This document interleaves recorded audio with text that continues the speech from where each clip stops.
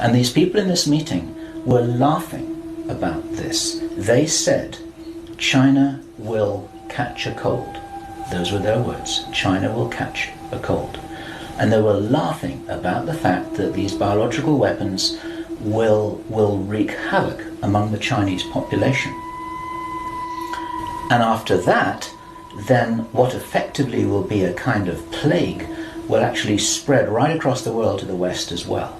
And our source was not clear whether this was a Chinese retaliation or whether the thing would just spread out of control in the way that it would be very understandable if it did, whether it's racially targeted or not. These things actually mutate. So now you've got a situation where there's been a limited nuclear war in the Middle East. There's a pandemic that really is sweeping across the world and really is killing people very visibly. And you've got this totalitarian military lockdown in all the governments in the Western world because everyone's going to be in panic about all of this. And then, he said, then the real war starts. Something that would be justifiably called the Third World War, with a much more major nuclear exchange. And at this point, I asked him, is this just about population reduction? What is this about? Why are they doing this? Why this insane Dr. Strangelove plan for just unleashing all of this stuff on the world? Why do it? Now, he's been in the military.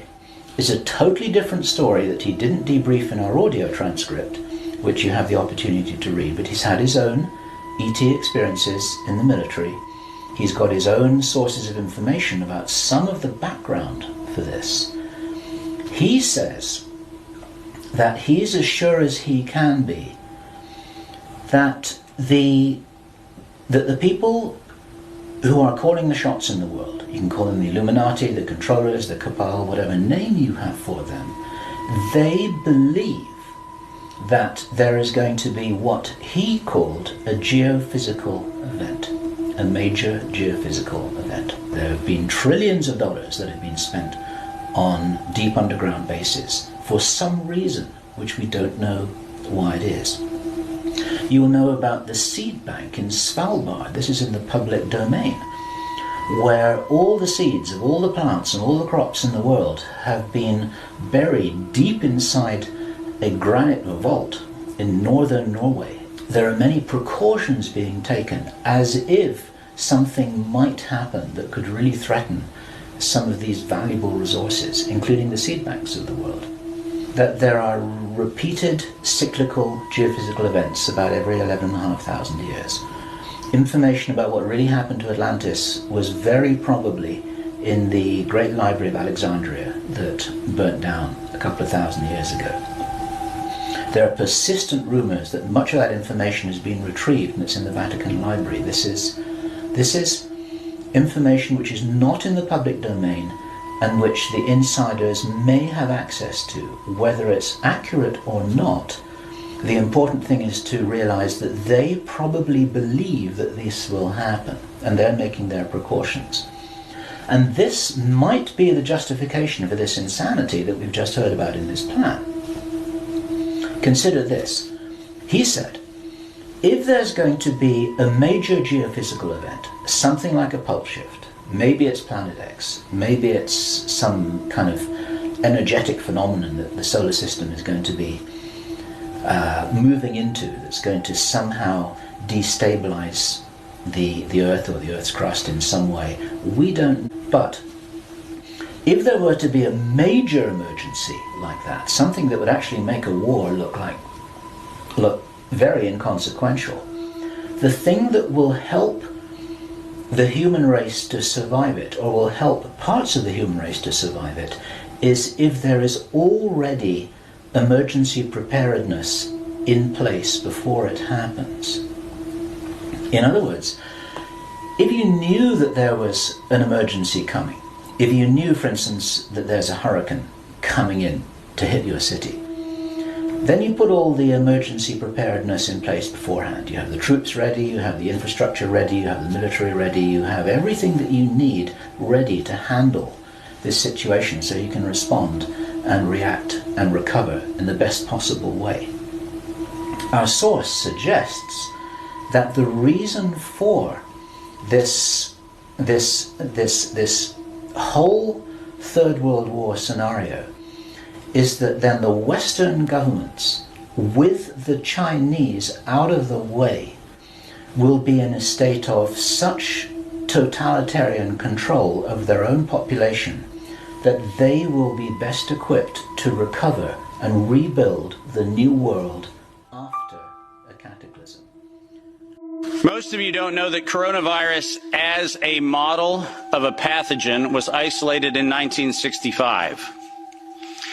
Coronavirus was identified in 1965 as one of the first infectious replicatable viral models that could be used to modify a series of other experiences of the human condition. It was isolated once upon a time associated with the common cold.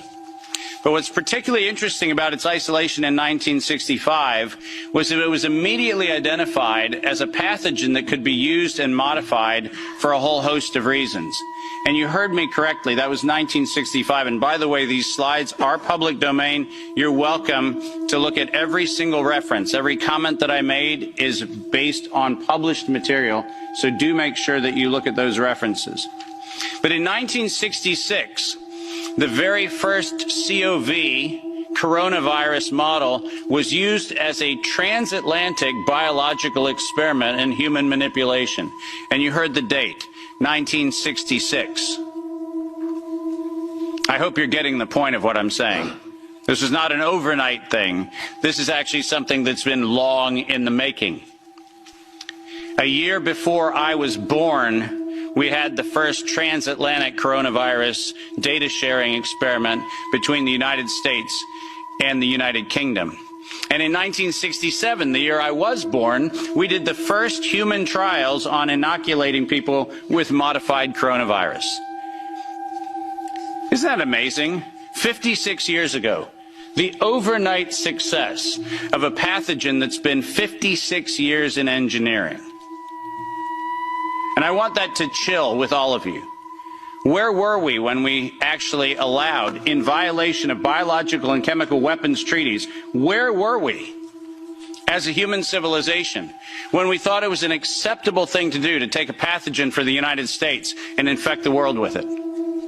Where was that conversation? And what should have been that conversation in 1967?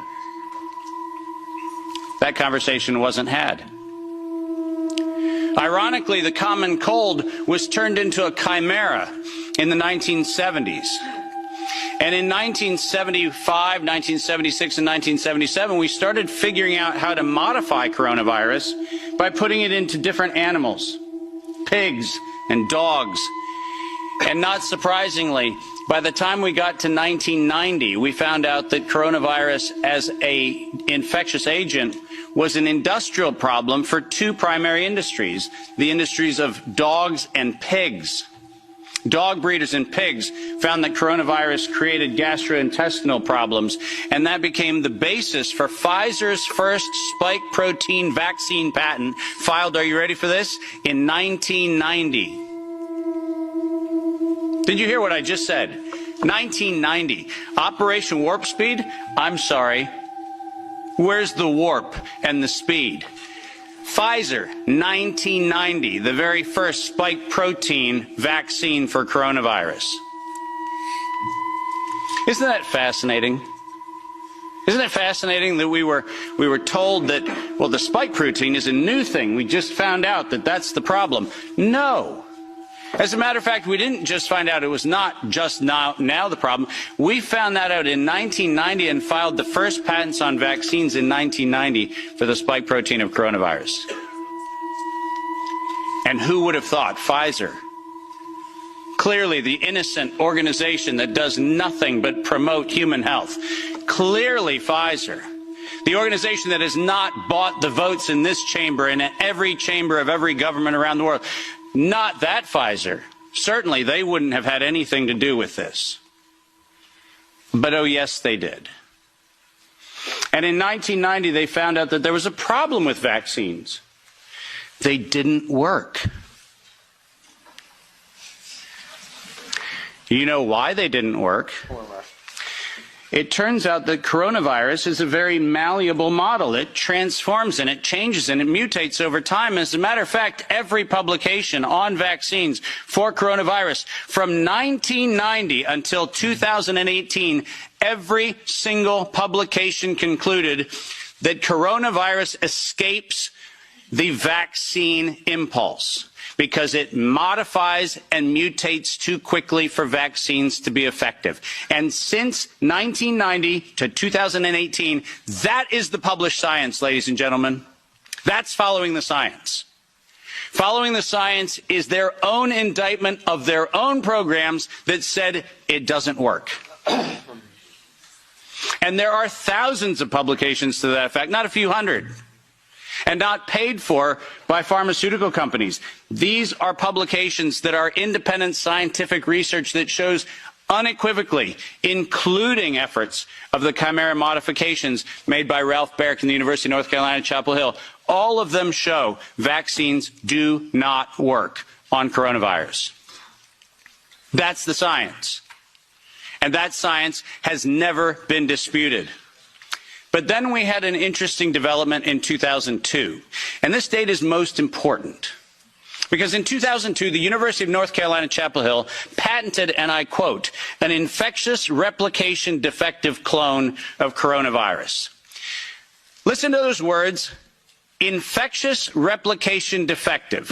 What does that phrase actually mean? For those of you not familiar with language, let me unpack it for you. Infectious replication defective means a weapon. It means something meant to target an individual, but not have collateral damage to other individuals. That's what infectious replication defective means. And that patent was filed in 2002 on work funded by NIAID's Anthony Fauci from 1999 to 2002. And that work, patented at the University of North Carolina, Chapel Hill, mysteriously preceded SARS 1.0 by a year.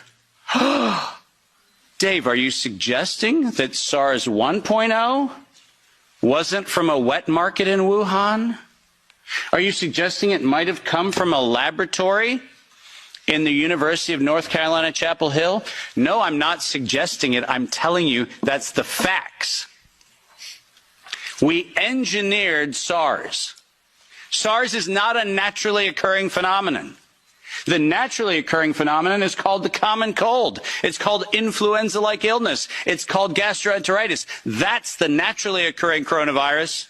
SARS is the research developed by humans weaponizing a life system model to actually attack human beings. And they patented it in 2002.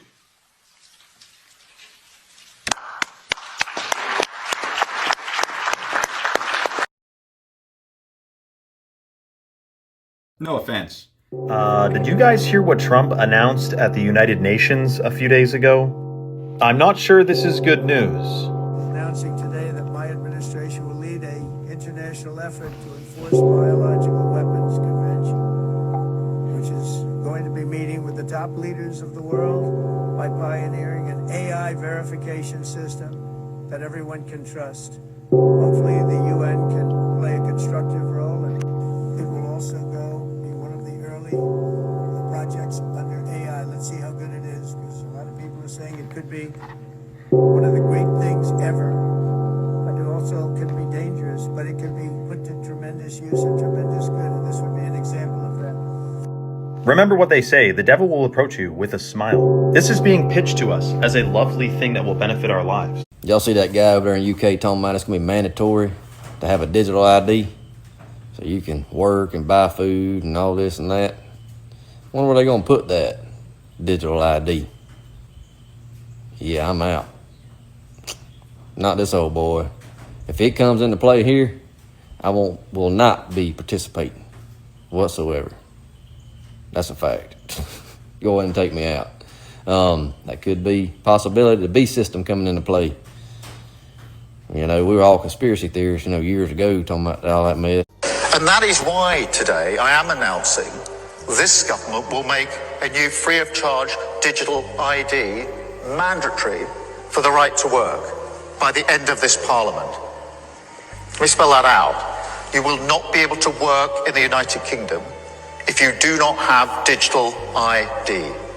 It's as simple as that. Well, you just heard it straight from the horse's mouth. This has been a part of the globalist parasites plan for the longest time. Protests going down in London, England about the digital ID and saying no to digital ID. And people need to be aware that this has been the globalist parasites agenda from day one.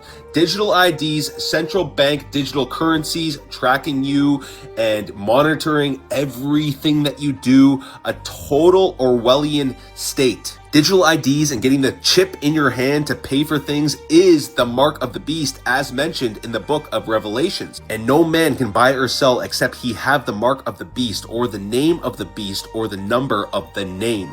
Revelations 13:17. Now, if you're awake enough and you're aware enough, you know who wrote this. It's them. It's always been them. This is why this has played out perfectly, because it's all been an agenda and people accept it as prophecy. It's not prophecy, it is agenda, and this is a part of it. And we need to continue to stand up to fight for our rights, because this is total control, guys. Just say no. We are way more powerful than they are. Peace and love.